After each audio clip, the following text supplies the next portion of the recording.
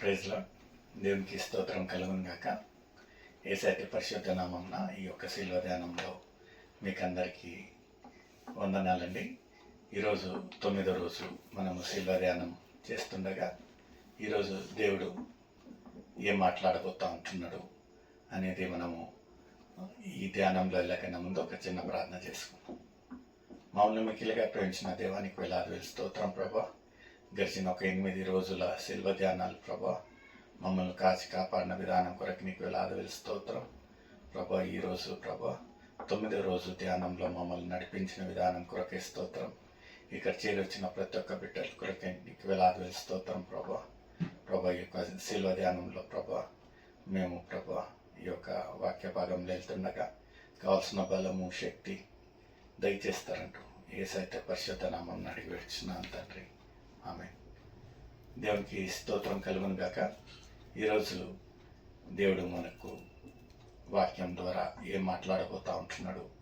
నిజంగా ఈ యొక్క గడిచిన ఒక 8 శిల్వ ధ్యానాలలో మనము ప్రతిరోజు దేవుడు మనల్ని నూతన పరిచేదానికి, మన ఒక ఆత్మీయ రీతిగా మనం ఎదిగేదానికి, బలపడేదానికి ఎంతో చక్కటి ఒక అంశాలను నిన్నటి రోజున దేవుని యొక్క ఆశీర్వాదములు, గాడ్స్ బ్లెస్సింగ్, దేవుని యొక్క సంకల్పము, దేవుని యొక్క పిలుపు, నిత్య జీవానికి వెతుకుట, ఎంత చక్కటి ఒక అంశాలతో దేవుడు మనల్ని బలపరుస్తుండగా ఈరోజు ఇంకా మనం ఒక నూతనమైన ఒక అంశంతో దేవుడు మనల్ని బలపరుస్తూ ఉంటున్నాడు. ఈరోజు వాక్య సందేశము మనము 2 కొరింథీయులు 5వ అధ్యాయము 16వ వచనం నుంచి 19వ వచనం వరకు చదువుకొని ధ్యానిస్తామండి. కావున ఇక మీదట మేము శరీర రీతిగా ఎవరినైనాను ఎరుగము. మేము క్రీస్తు శరీర రీతిగా ఎరిగి ఉండినను ఇక మీదట ఆయనను అలాగు ఎరుగము. కాగా ఎవడైనను క్రీస్తు నందు ఉన్నందుల వాడు నూతన సృష్టి. హల్లెలూయా. చూడండి ప్రియమైన సోదరి సోదరుడా, మనం యొక్క శిల్వ ధ్యానాలలో ఎక్కువ శాతం ఏమవుతా ఉంటున్నదంటే మనం ఆత్మీయరీతిగా ఎలా ఎదగాలి, ఆత్మీయరీతిగా నిజంగా ఇక్కడ ఒక పౌలు భక్తుడు ఎంత చక్కగా ఏమంటాడంటే, నేను శరీర రీతిగా శారీరకంగా లోకరీతిగా ఉండే విషయాలను నేను మాట్లాడటం లేదు, కానీ అయితే మనము ఇంతవరకు దేవుణ్ణి ఎరగకుండా, దేవుణ్ణి తెలుసుకోకుండా ఉన్నన్ని రోజులు లోకరీతిగానే ఉంటున్నామేమో, కానీ అయితే ఒక్కసారి దేవుడు యేసయ్య గురించి మనం తెలుసుకున్న తర్వాత ఇంకా లోకానికి మనకు ఏ ఒక్క సంబంధం లేదు.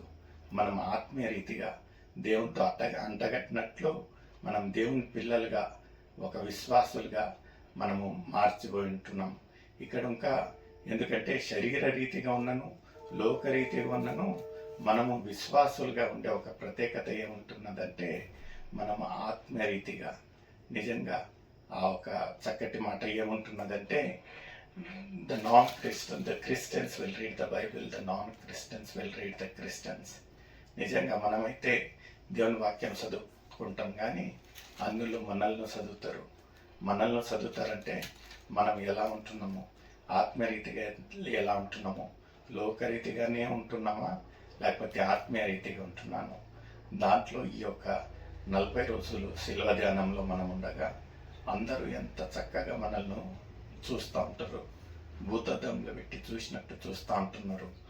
నిజంగా ఈ యొక్క ఆత్మీయులు, నిజంగా ఈ యొక్క విశ్వాసులు ఊరికే మాట వరుసకు ఉపవాసము, మాట వరుసకు రోజు ఆలయానికి పోతూ ఉంటున్నారా, నిజంగా వీళ్ళలో ఆ ఒక ఆత్మీయ రీతిగా ఫలాలు ఉంటున్నాయా అనేది అందరూ మనల్ని చూస్తూ ఉంటున్నారు. నిజంగా ప్రియమైన సోదరుడా, ఈరోజు ఎంత చక్కటి మాట ఏమంటా ఉంటున్నారంటే, దేవుణ్ణి ఎరగకన్నా ముందు, దేవుణ్ణి తెలుసుకోకన్నా ముందు అది వేరే విషయము.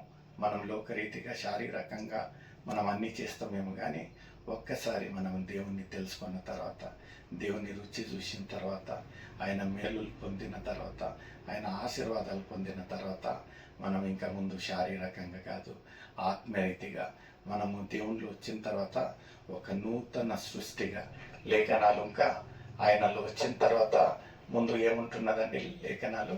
కాగా ఎవడైనను క్రీస్తునందు ఉన్న ఎడల వాడు నూతన సృష్టి. హల్లెలూయా. నూతన సృష్టి. గతం గతః, పాత జీవితాలన్నీ గతించి మనము నూతనంగా అంటే ఆత్మీయ రీతిగా ఎలా ఎదుగుతా ఉంటున్నామో ఆ ఒక తేడా అనేది ఉండాలండి. నిజంగా పాత బట్టలకు కొత్త బట్టలకు ఆ ఒక తేడా మనకు చక్కగా కనిపిస్తుంది. మనము ఒక నూతన సృష్టిగా ఒకసారి మనము విశ్వాసులుగా యేసయ్యలో వచ్చిన తర్వాత ఒక తీర్మానం తీసుకున్న తర్వాత మనకు లోకానికి ఒక సంబంధం లేదండి. మన ఒక గమ్యం వచ్చేసి పరలోకము. యేసయ్య మాత్రమే. యేసయ్యను చూస్తూ ఆ ఒక సిలువను చూస్తూ ఆ సిలువను మోస్తూ నిజంగా ఆయన పొందిన గాయాలను నిజంగా మన కొరకై ఆయన పొందిన గాయాలను మనం తెలుసుకొని నిజంగా ఎలా ఉంటున్నది మన ఒక ఆత్మీయ జీవితం. మనం ఒక నూతన సృష్టిగా ఇప్పుడు ఇంకా మనం 40 రోజులు అన్నీ ఆచరిస్తూ ఇంకా పాత జీవితంలో నేను జీవిస్తూ ఉన్నట్లయితే నిజంగా చాలా బాధాకరమైన ఒక విషయము. మనము నూతన సృష్టిగా మారాలి. ప్రియమైన సోదరి సోదరుడా, ఎలా ఉంటున్నది? ఎంత అర్థపూర్వకమైన ఒక శిల్వ ధ్యానాలను మనం చేస్తూ ఉంటున్నామా అనేది ఒక ప్రశ్న నీకు నాకు ఉంటున్నది. ఎందుకంటే ఒక్కసారి దేవునిలో వచ్చిన తర్వాత, ఒక్కసారి దేవునికి మనం సమర్పించుకున్న తర్వాత, ఒక్కసారి మనం దేవుని బిడ్డలైన తర్వాత దేవుడు ఎంత చక్కటి మాట ఏమంటా ఉంటున్నాడంటే, నేను నీ యొక్క పాపాలను ఏమీ ఎత్తి చూపియను, మీరు ఏం చేశారో అన్నిటను నేను క్షమించి వాటిను నేను క్షమించి మిమ్మల్ని నూతన బిడ్డగా నేను అంగీకరించేదానికి వేచి ఉంటున్నాను.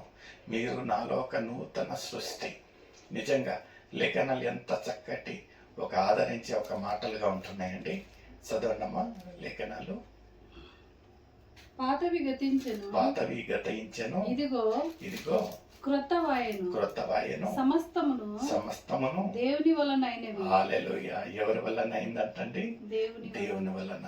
నిజంగా మనము దేవునిలో ఒక్కసారి వచ్చిన తర్వాత ఆ ఒక నూతనతనము, నిజంగా ఆ ఒక మార్పు అనేది మనము డబ్బాలు కొట్టి అందరికీ చెప్పాల్సిన పని లేదు. ప్రియమైన సోదరుడా, మనల్ని చూడంగానే, మన ఒక ప్రవర్తన చూడంగానే, మన ఒక క్రియలను చూడంగానే ప్రజలే చెప్పాలి, అవును ఇతను నూతనంగా మారాడు. నిజంగా అతనిలో ఆ ఒక పాతయన్ని గతించెను, లోకరీతిగా ఏమీ లేదు, ఇతను ఆత్మీయ రీతిగా ఒక విశ్వాసిగా రూపించబడతా ఉంటున్నాడు.